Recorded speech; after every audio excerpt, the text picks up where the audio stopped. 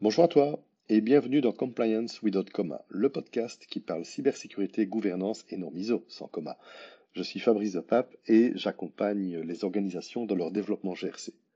Aujourd'hui, je vais te parler de mon dernier voyage à Rome et, grâce au principe de Lockhart en criminalistique, où tout contact laisse une trace, je vais te montrer toutes les traces concernant ta vie privée que tu laisses derrière toi. Nous voilà donc à Rome, en pleine période de conclave. C'est pas fait exprès, mais bon, t'es résilient, tu ajustes ton planning et en avant pour la Dolce Vita. Des ruines, des glaces et des selfies. Mais avant ça, dis-moi, bien sûr, tu as pensé à ta valise, ton passeport, même ton chargeur. Tu sais, pour éviter de te connecter à des prises non sécurisées à l'aéroport. Et ta vie privée? Allez, suis-moi dans mon city trip à Rome. Ça commence avec la réservation. On a pris une compagnie low cost irlandaise. Bon, il n'y en a pas 36, tu vois de quoi je parle. Et bam, dumping social. Oui, mais ça fera une boule de glace pistache en plus pour les enfants. Ok, tu rentres tes infos, celles de ta famille, les numéros de carte d'identité, tout part dans le cloud irlandais. Et même dans l'Union européenne, les transferts vers les États-Unis, c'est jamais bien loin. Tu as pensé au Wi-Fi à l'aéroport? Tu vas me dire, oh non, j'ai un VPN, pas de souci. Ok, je te donne un point. Mais t'es encore en 4G ou en 5G ou en LTE en quittant le mode avion, non? Et si t'avais Dropbox actif? C'est trop tard.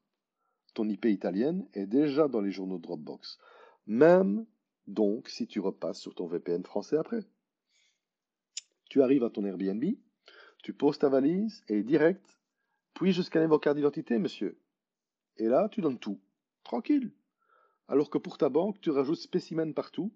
Là, tu l'attends à un inconnu qui n'est peut-être même pas le proprio. Et tu souris. Airbnb va collecter ton identité, téléphone, historique, appareil, IP et tout ça bien sûr aux États-Unis. Et ils communiquent avec toi comment? Via leur appli, avec ton modèle de téléphone, ta localisation, ton usage, par email, souvent via SendGrid, aussi aux États-Unis, par SMS, via Twilio, aussi aux États-Unis. Et parfois ton hôte même va t'écrire carrément sur WhatsApp.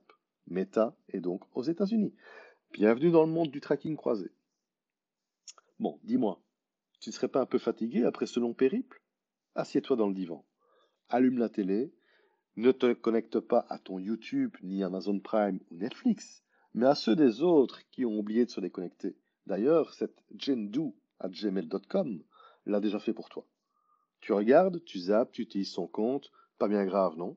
C'est pas du vol, c'est du covisionnage intergénérationnel. Et puis YouTube, c'est gratuit, lol. Ils savent donc que tu es à Rome. Quand? Sur quel appareil? Avec quelle adresse IP? Enfin, ici c'est Jendu. Big Brother is Watching You, c'est 1984 de George Orwell. Bon, le Wi-Fi de l'Airbnb, tu l'avais oublié celui-là. Toi, tu t'en fiches. Tu es en 5G, en illimité, sur ton abonnement mobile. Mais tes enfants, tu te donnes le mot de passe Wi-Fi après un jour. Mais t'as quand même cédé. Et bam! Duolingo, YouTube Kids, jeux d'échecs en ligne, Xulu, pour dire aux copains où on est et qu'est-ce qu'on fait. La vie de préado, c'est du grand art. Et hop, tu livres ton trafic aux fournisseurs d'accès Internet locaux, le reste à Google, Apple et Meta et tutti quanti. Les réseaux sociaux, ton partenaire, ton ou ta partenaire, poste, photos des enfants, du resto, des ruines, tag, géolocalise en temps réel, mais c'est privé, Eddie. Bien sûr, mais puisqu'on te dit que c'est privé, et partagé dans son cercle privé d'amis Facebook, donc tout va bien, c'est quand même pas toi qui va lui expliquer comment fonctionne Facebook. Ah bah tiens, parlons des visites. Tes billets coupe-fil. Oui, parce qu'en city trip, tu n'as pas le temps d'attendre 4 heures en plein soleil pour faire une visite. Tu es prévoyant. Tu as acheté tes accès en ligne, tu donnes ton nom, ton mail et ceux de ta famille, parfois même ton ID.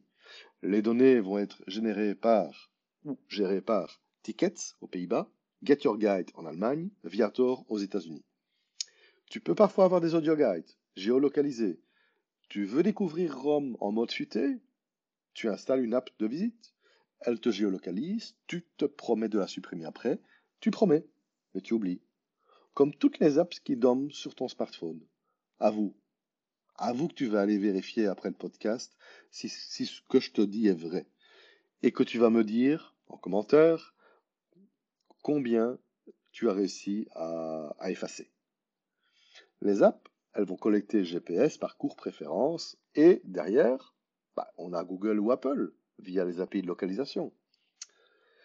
Mais papa, tu connais déjà le chemin à Rome. Comment tu fais pour t'y retrouver? Tu es déjà venu? Non, j'ai bien planifié. Mais surtout, je triche, ma chérie. C'est mon Apple Watch qui me dit où tourner. Et puis, comme le petit pousset qui sème des cailloux blancs, moi je sème des données un peu partout. Et puis il y a Google Maps ou Apple Plans, selon les religions. Tu veux éviter de te perdre? Tu ouvres Maps. Bam!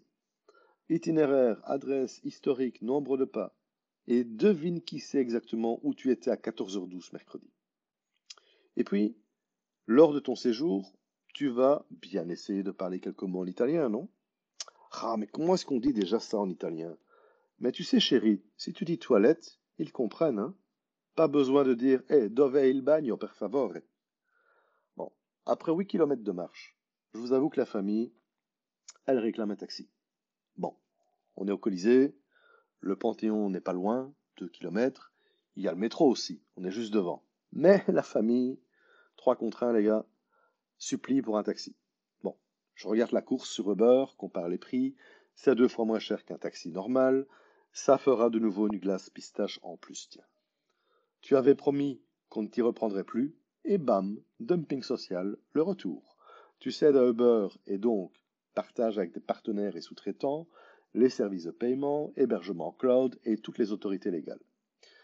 Et bien que Uber ait son siège européen aux Pays-Bas, certaines données sont transférées vers les États-Unis. Et d'ailleurs, est-ce que tu savais qu'ils avaient eu une amende de 290 millions d'euros en 2024? Soit. Sur ton séjour, tu veux visiter le parc de la Villa Borghese. Je vous laisse aller voir sur Internet. Et pourquoi pas en voiturette de golf? Pas de problème. Et puis c'est fun pour les gosses. Mais il te faut une photocopie de ton permis. Notez que c'est une voiture sans permis, hein, mais bon. Donc sans spécimen écrit dessus, comme pour Airbnb, sans rien. T'es en chemin, bien sûr. Tu te promènes, pas avec des photos couleur spécimen préimprimées. Un coup de carte bancaire et c'est reparti. Ah, j'oubliais. WeWard. Ou comment vendre tes pas. Tu te dis, allez, je la réactive pendant les vacances, je vais bien marcher pendant ces quelques jours, tu marches 15 000 pas, tu valides fièrement et tu n'oublies jamais la semaine suivante que tu vas retirer cette application. Mais entre-temps, WeWard a collecté ton identité, ton poids, ta taille, ton mail, tes pas, ton GPS, ton historique, etc. Et tu crois que c'est fini? Ah oui, n'oublie pas de signer le livre d'or Airbnb, comme ça, même offline, tu laisses une trace. Oh, et puis, qu'est-ce qui m'empêche de signer tonton Donald? Après tout, ainsi, on ne saura pas que j'étais dans cet appart à telle date. Personne ne saura que c'était moi. Et après tu rentres chez toi, tu redeviens sérieux, tu ne dis plus jamais où tu es. Enfin, sauf quand, bon, tu sais, tu tags un formateur pour booster sa visibilité, c'est pas toi, c'est lui. Ou alors tu annonces que tu es à Lanzarote en te taguant avec le partenaire et le hashtag du cours dans le sable. Tu postes depuis Kuala Lumpur pour un salon de cybersécurité. Parce que bon, c'est différent, c'est professionnel, non? Alors on fait quoi? Est-ce que c'est grave de dire où on n'est pas, ou de dire où on est, quand les voleurs du web, eux, savent déjà tout? Alors pourquoi toutes ces contraintes GDPR côté pro, quand c'est déjà intenable côté perso? Au moins, si ça réveille les consciences, c'est déjà ça. Ah ben mousse papam, la fumée blanche est là, et on arrive à la fin de cet épisode. Donc, même sans crime, à Rome, ta vie privée, c'est mort. Une seule chose de sûre pour l'instant, c'est que tu peux liker mon podcast anonymement. En tout cas, je n'ai pas ces infos. Alors, ne prends aucun risque et je t'invite à liker sur Spotify et ou Apple Podcast. Ça m'aide beaucoup. Merci.